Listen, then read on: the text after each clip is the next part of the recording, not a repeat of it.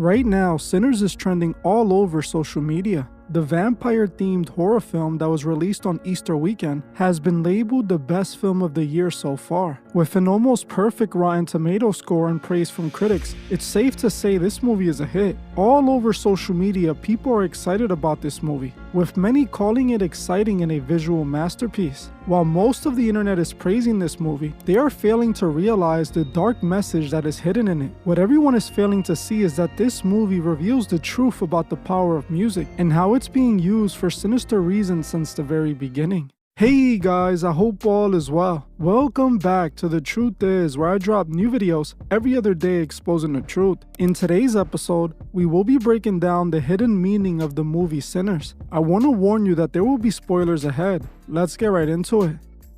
It seems like all people are talking about nowadays is this movie Sinners. For those who don't know, Sinners is a horror adventure film starring Michael B. Jordan. The movie was released during Easter weekend, and it has been well received by critics and viewers alike. Now, I wasn't planning on watching a movie called Sinners, especially after it was released over Resurrection weekend. I felt off the top that this was going to be more blasphemy coming from Hollywood, but you guys were heavily requesting I give my opinion on this movie. People on Patreon, YouTube, and even my own brother text me personally telling me I needed to make a video about this movie. So I decided that although I didn't want to watch it, I must, in order to do my duties. I watched the movie and honestly, in my opinion, I don't think it was a good movie. I felt like the build-up didn't really lead up to anything great. The first half of the movie was Michael B. Jordan hiring people to work at his juke bar. They then dropped the vampire premise right before the climax of the movie, which made it all feel rushed and empty. While the acting was pretty good, I think the story seemed like a bad ripoff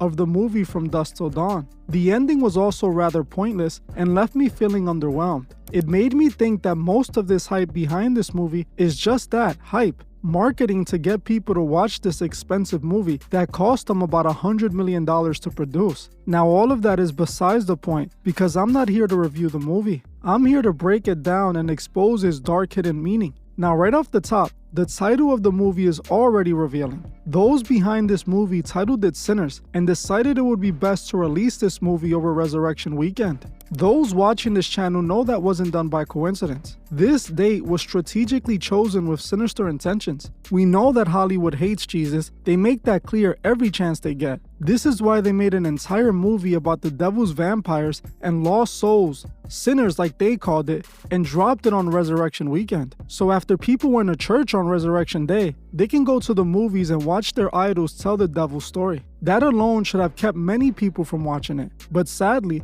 most people have been desensitized to all of this and think nothing about anything. Hollywood plays an important role in the spiritual battle we're all facing. The movie Sinners proves that. Instead of a movie being released during Resurrection weekend about the resurrection, they made a movie about sin instead. Now for those who haven't seen the movie, let me give you a quick recap of the movie. The movie stars Michael B. Jordan, who plays two different people in this film. He plays twin brothers Smoke and Stack, two veterans turned gangsters who return to their hometown of Mississippi Delta, where they attempt to open a juke joint with money they acquired from their criminal activities. In the first half of the movie, the two brothers purchase a sawmill from a racist man named Hogwood with the plans of creating it into a juke joint. They then run around town recruiting people to work at that juke joint, recruiting their younger cousin Sammy, who's a blues player, to perform at the joint. They also recruit Smoke's wife Annie, who just so happens to be a hoodoo witch, to be the cook. They also get a field worker to be security, an old drunk to play in the band, an Asian couple to act as suppliers, and an adulterous woman to be the lead singer. At the same time this is going on,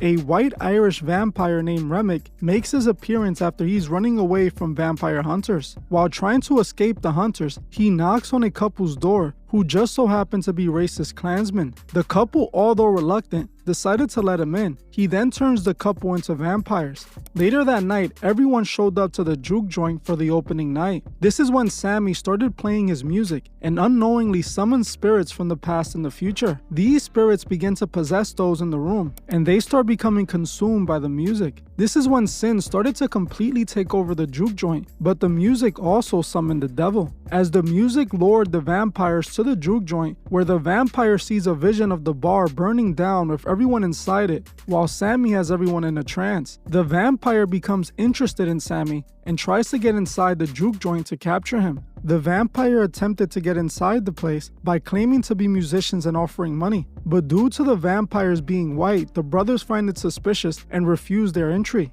Eventually, one of the brothers' greed gets to them, and he sends his mixed girlfriend that looks white to check the vampires out in order to see if they had enough money to allow them in. When the girlfriend does this, she is turned into a vampire and then gets the doorman to invite her in, where she turns Stack into a vampire. Stack then appears to die, which causes Smoke to panic, and they kick out most of the guests that were in attendance. This is when the rest of the guests all get turned into vampires. This then turns into the final battle, when Bo, the Chinese supplier, gets threatened by the vampires that if she doesn't let them in, they would go after her daughter. She then angrily invites them in, which basically gets everyone killed.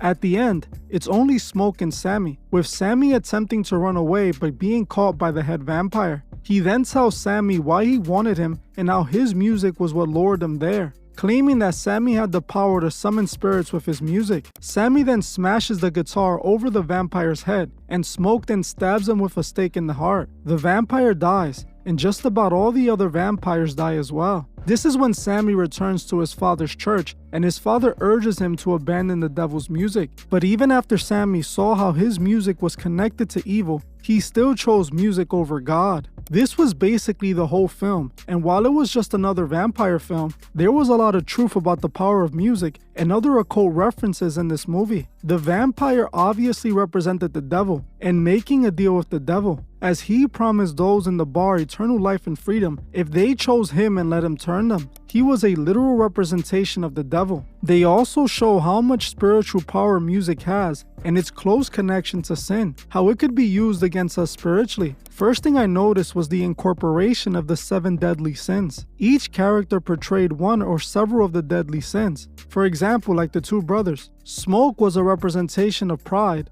with Stack being a representation of greed, which is what sealed their fate in the end of the movie, as Stack's greed is what led him to send his girlfriend to see if the vampires had good money to spend at his bar, which ended up getting him killed, as that's what led to her getting bitten, and then he got bitten by her. Each character played off these 7 deadly sins, and it's why in the movie they came face to face with the devil, clearly indicating this movie is much more spiritual than it appears on the surface level, just like we see from the entire music aspect of this film. In the film, Sammy is seen to have this supernatural power to play guitar. When he plays a guitar, he taps into a spiritual world and summons spirits through his music. These spirits then influence the audience and possesses them, putting them in a trance. This is what causes everything to go downhill, his musical power. Firstly, this all seems to be a reference to the story of the Mississippi Delta blues legend Robert Johnson, who sold his soul on the crossroads for endless fame and riches. Many of you should already know the story of Robert Johnson. He wanted to be a blues player so bad he went to the middle of the crossroads to make a deal with the devil. He gave the devil his eternal soul. In exchange, the devil granted him supernatural power over music. Robert then became a local celebrity and a legend, and was known to put his audience in a trance with his supernatural guitar abilities. Now think about it, Sammy is a blues artist from the Mississippi Delta area. His music, just like it was stated Robert Johnson's music was magical and had the ability to put people in a trance. This movie illustrated the real spiritual power of music, something that is obvious as the music industry doesn't hide its admiration for the devil. It is believed by many that Lucifer was the head of the choir in heaven and had supernatural musical abilities. So it makes sense that Lucifer ended up being the power of the music industry. In the movie, they showed the spirit behind music and how it's the same wicked spirit from the very beginning of music living through all genres. As when Sammy summons the spirit when he was performing, we see that these spirits are the same spirits from the beginning of music to modern day music. We see the roots of today's music going back to the African roots, becoming blues, turning into rock music, and evolving into hip hop. Throughout all those genres, the spirit of the music remained the same. The same spirit is still living inside of the music to this very day, the spirit of sin. The movie was showing a reference on how the music not only feeds on sin, but is used to lure people into sin. This is why most music nowadays is solely focused on glorifying sin. The movie showed us how Sammy was basically channeling spirits in order to play as good as he does. This is actually a real-life practice called spirit channeling, something many artists do, along with something they call automatic writing. For those that don't know, automatic writing is a psychic ability where a person writes words of a song without consciously doing it, claiming that they were completely guided by spirits, and the spirits used them to write the song. Actors also do this, and they call it spirit channeling. This is something that Michael B. Jordan admitted to practicing for his acting, claiming to open himself up to the spirits to be used for his performance. I would pray to him. I would channel his energy. I would just ask to be around. I would pray to him. I would channel his energy. When did you feel it the most? Honestly, it was when it was on the platform. And we were going to use it while the train wasn't running. Yeah. And tons of extras, limited takes, one camera. But that's where his presence was around me the most, I think, at the platform for sure. It was, it's that weird, eerie feeling, but it was a good feeling. I don't think I could have done it without him. It was a good feeling. I don't think I could have done it without him. Being there. Him, Oscar. Oscar, yeah. The energy of Oscar. The energy, Oscar, his presence, for sure. Yeah. I have a process. I'm not like one of these, some people have methods or this or that. I just did whatever I felt I needed to do or whatever I felt was right in the moment, every step of the way. So it was no real plan. I didn't have an escape plan either. So like every day was just going into this place and I just tried to stay there as long as I could. And then when it was all over, I think just being in that kind of, that mind state, that real unapologetic, just real, whatever, all the time, kind of kept, it caught up with me, and I got a little depressed. It was tough for me for a minute, Really? Just readjusting to being around the people that care about me, getting that love that I shut out for a long time. Like, I shut out love. I didn't want love and affection. I wanted to be in this lonely place as long as I could and kind of capture the essence of what Eric, Stevens was, what Killmonger was. So when we wrapped the film, I'm like, in my mind, I was like, okay, cool, go back to, regular life, get back to LA, it'd be cool, but it was a little tough for me at first to kind of like accept that. It was hard love. just to lay him down and be done with it. Yeah. How did it take you a while? It took me, I don't really know exactly when I came out of it, but I went to therapy, I started talking to people, started unpacking a little bit. And I find that so interesting. I find that so interesting because I think the body doesn't know the difference. I remember having this conversation with a famous actor once about Anthony Hopkins. I would say, Anthony Hopkins, I feel for you because, all the stuff you're taking in. This movie was clearly depicting this as well, as Sammy was channeling these spirits who ended up overtaking him and the crowd, showing that these artists with this outer-world talent are actually channeling spirits from outside of this world. This is why when Sammy is shown at the beginning of the movie, which is really the end, his pastor father sees the devil within him, because the spirit that had overtaken him and granted him this magical ability was Lucifer himself. This part of the movie reminded me of the Kendrick Lamar song Reincarnated, as in the song, Kendrick claims to be a reincarnation of the devil himself, who has been reincarnating himself as famous artists throughout the years. At the end of the song, Kendrick reveals that he himself is the devil. He raps in the last verse, "My present life is Kendrick Lamar, a rapper looking at the lyrics to keep you in awe. The only factor I respected was raising the bar. My instincts send material straight to the charts. My father kicked me out the house. I finally forgive him. I'm old enough to understand the way I was living. Ego and pride had me looking at him with resentment. I close my eyes, hoping I don't come off as contentious. I'm yelling, Father, did I finally get it right? Everything I did was selfless. I spoke freely when the people needed me. I helped them. I didn't gloat. Even told them no when the vultures came. You fell out of heaven because you was anxious. Didn't like authority, only searched to be heinous. Isaiah 14 was the only thing that was prevalent. My greatest music director was you. It was colors, it was pinks, it was red, it was blues. It was harmony and motion. I sent you down to earth because you was broken. Rehabilitation, not psychosis. But now we're here now. Centuries you manipulated man with music. Embodied you as a superstar to see how you moving. You came a long way from garnishing evilish views. All I ever wanted from you was love and approval. I learned a lot. No more putting these people in fear. The more that world is diminished, the more it's not real. The more light that I can capture, the more I can feel. I'm using words for inspiration as an idea. So you can promise that you won't take your gifts for granted? I promise that I'll use my gifts to bring understanding. For every man, woman, and child, how much can you vow? I vow my life just to live one in harmony now. You crushed a lot of people, keeping their thoughts in captivity, and I'm ashamed that I ever created that enemy. Then let's rejoice where we're at. I rewrote the devil's story just to take our power back.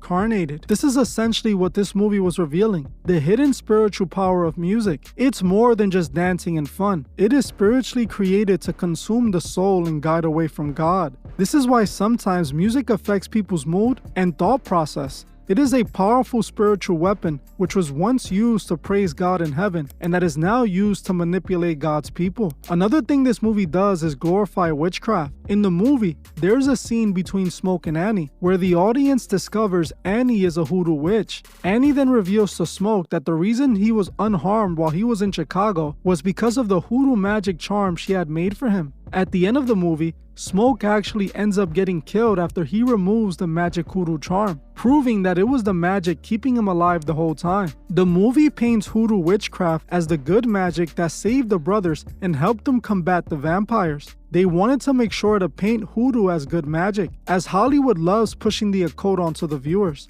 Most people don't believe in magic being real, but those behind this movie do, as the actress Wunmi Masako revealed during an interview that they actually hired a real hoodoo priest to consult on this movie. This hoodoo priest was on set making sure they presented this hoodoo magic as realistic as possible. Because your character, Annie, I just feel like I don't know, the way that she's the healer of the group. Could you talk a little bit about exactly what he told you as far as like what, sort of like indigenous and African and, former slave rituals that he was borrowing from when he sort of like crafted the mythology of your character? Hoodoo is a real practice, and we had a hoodoo consultant, and I spoke to hoodoo priestesses, so it is very much grounded and real and practiced, and I think he's really treated it with as much respect and honor as possible, because I do feel like the Western world media has kind of shown us like a really dark side of voodoo, and I didn't know it was such a healing, loving, spiritual, connected practice. I feel so empowered and inspired by the people I've met in my research.